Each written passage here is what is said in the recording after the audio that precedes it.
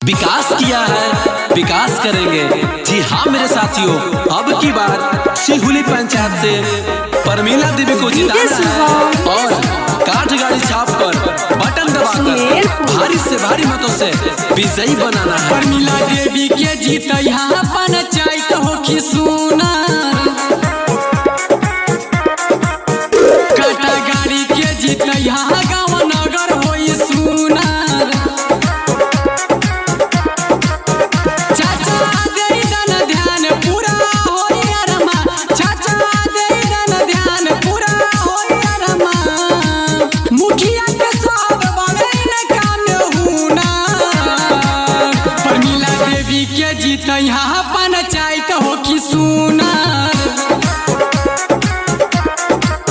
काटा गाड़ी के जीत यहाँ गाँव नगर हो सुना।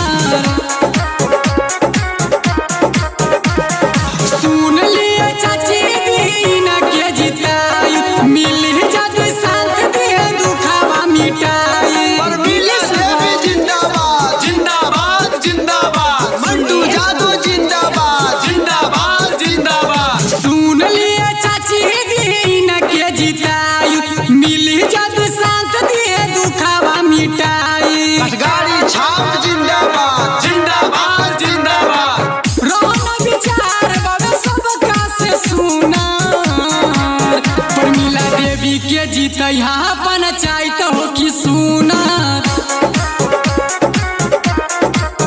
काटा गाड़ी के जीत यहाँ गाँव नगर हो सुना।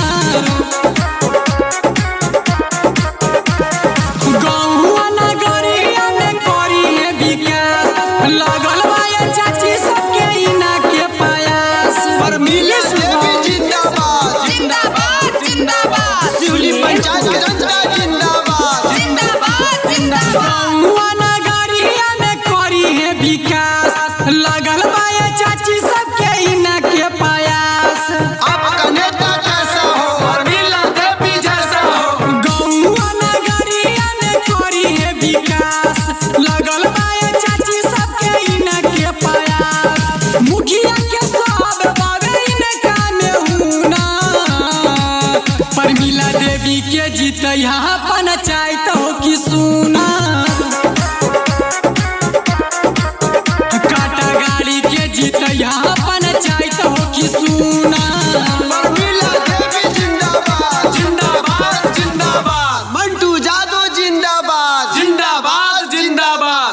कठगाड़ी छाप जिंदाबाद जिंदाबाद जिंदाबाद। परमीला देवी जिंदाबाद जिंदाबाद जिंदाबाद। सिहुली पंचायत की जनता जिंदाबाद जिंदाबाद जिंदाबाद।